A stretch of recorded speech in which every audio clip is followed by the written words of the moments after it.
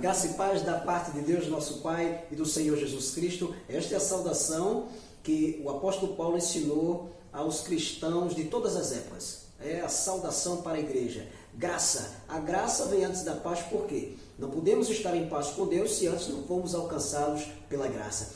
Este é o canal, o que a Bíblia diz, é o canal da Igreja Evangélica Ministério da Reconciliação. Queridos, que tem abençoado vidas, que tem alcançado o Brasil e até lugares longínquos fora do nosso país, Suíça, Portugal, Estados Unidos. Temos tido contato com pessoas que têm assistido aos nossos vídeos, aos nossos estudos e têm ficado maravilhadas. Elas têm crescido na graça e no conhecimento de nosso Senhor e Salvador Jesus Cristo. Mas tudo é para a glória dele. Tudo. Não para a minha, não para a sua, mas para a glória de Deus. E o que você está fazendo? Não perca tempo.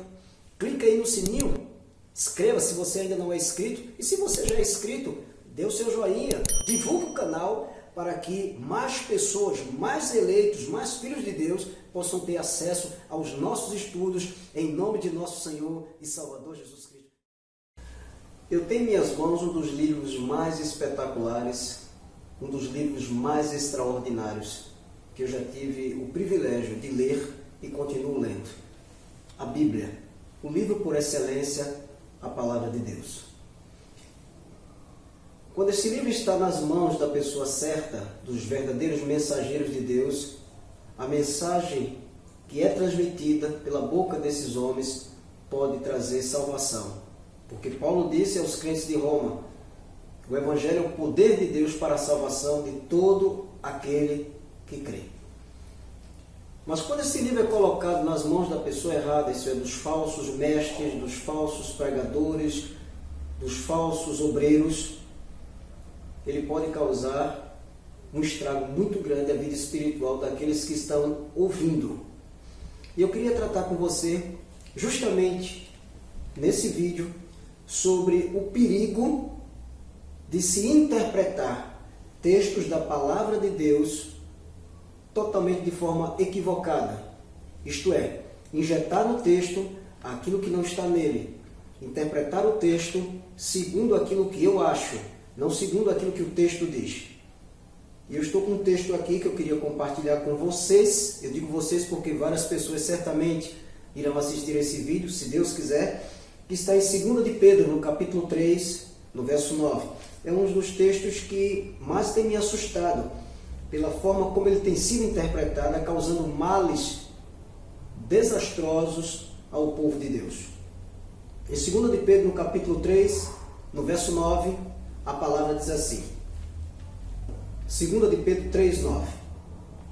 Não retarda o Senhor a sua promessa, como alguns a julgam demorada. Pelo contrário, ele é longânimo para convosco, não querendo que nenhum pereça, senão que todos cheguem ao arrependimento. Esse texto tem sido usado para respaldar a doutrina antibíblica da expiação universal. Isto é, que Jesus Cristo morreu por todos, mas que todos na realidade não querem ser salvos. Então, o desejo de Deus aqui é que todos os homens se arrependam, mas nem todos querem se arrepender. O desejo de Deus é que todos os homens sejam salvos, mas nem todos querem ser salvos. Então, como o homem tem um chamado livre-arbítrio, cabe ao homem decidir se ele quer ou não quer aceitar a salvação de Deus. Quer dizer, entende-se por isso que Deus está sentado no trono, dependendo da decisão de seres frágeis, fracos e mortais, que nem mesmo sabe se estarão vivos amanhã. O Criador do Universo depende da decisão humana. O Criador do Universo submete-se ao homem, não o homem submetendo-se a Deus. Mas seria esta a mensagem de Pedro, ao dizer que Deus deseja que todos cheguem ao arrependimento? Será que esses todos aqui seriam todos os seres humanos? Bem, com relação à vontade de Deus, Paulo escrevendo aos crentes de Roma, Paulo diz, quem jamais resistiu à sua vontade? Paulo escreve isso aos crentes de Roma. Quem jamais resistiu à sua vontade? Mas o que nós precisamos para entender o texto? Em primeiro lugar, vamos por partes. Não precisamos nos precipitar. Não retarda o Senhor a sua promessa. A primeira pergunta a ser feita: que promessa? Que promessa é esta?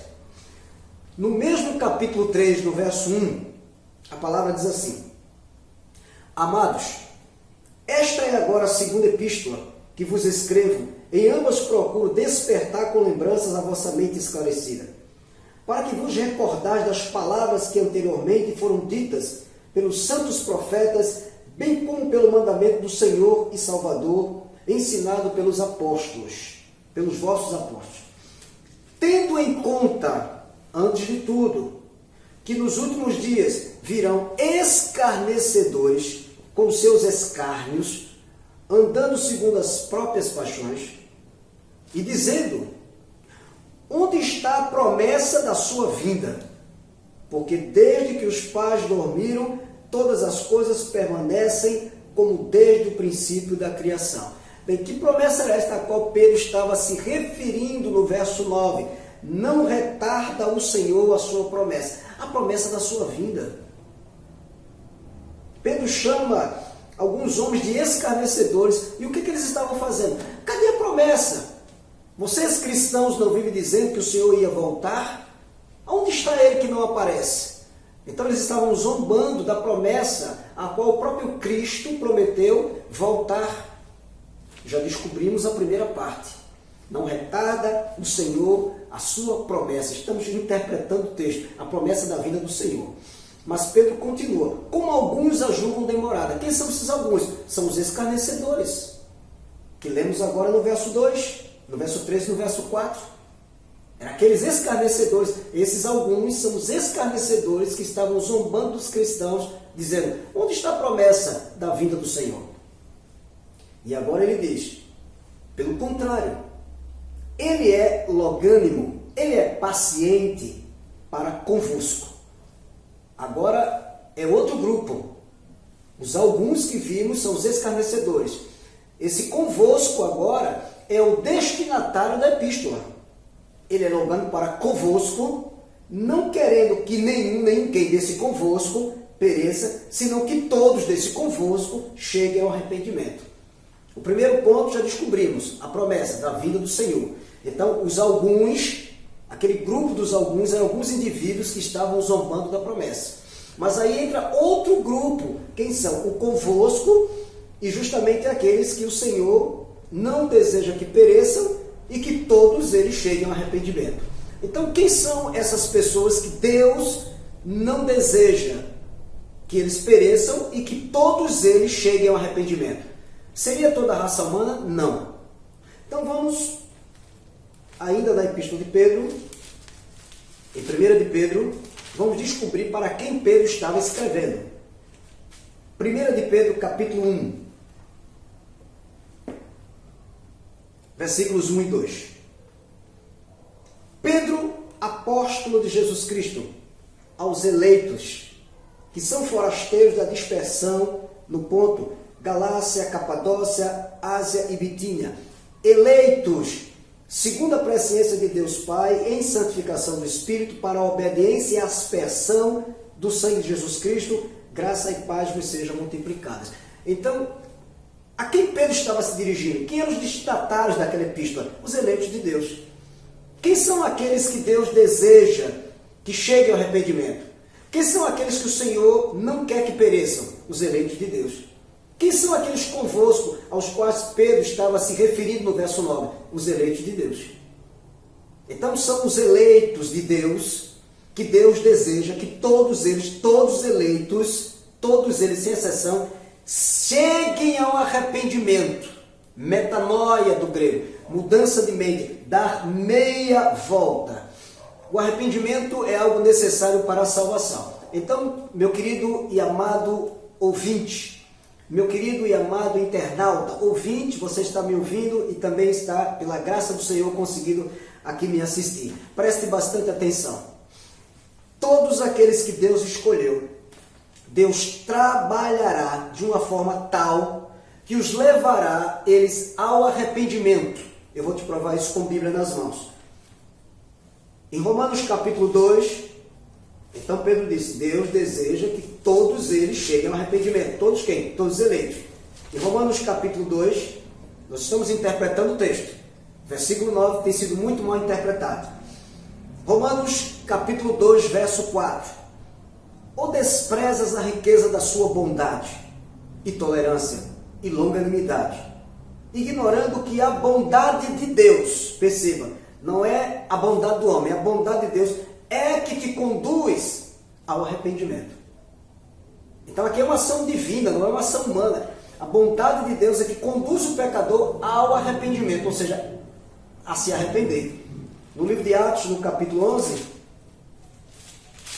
no verso 18, Atos 11, 18, Atos 11, versículo 18, Pedro estava fazendo a sua defesa perante o Sinédrio, então olha o que temos aqui. E ouvindo eles estas coisas, apaziguaram-se e glorificaram a Deus, dizendo, logo também aos gentios foi por Deus conhecido o arrependimento. Olha que coisa.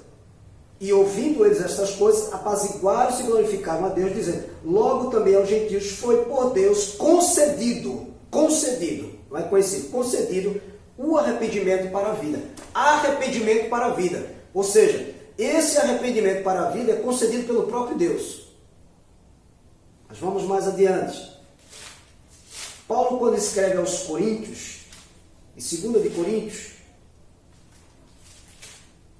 2 de Coríntios, no capítulo 7, o apóstolo diz assim, 2 de Coríntios, capítulo 7, versículos 9 e 10. 2 de Coríntios 7, versículos 9 e 10. Agora me alegro, não porque fostes contristados, mas porque fostes contristados para arrependimento. Pois fostes contristados segundo Deus, para que de nossa parte nenhum dano sofresse. Paulo estava escrevendo para uma igreja. Verso 10. Porque a tristeza segundo Deus... quer dizer que é uma tristeza segundo Deus?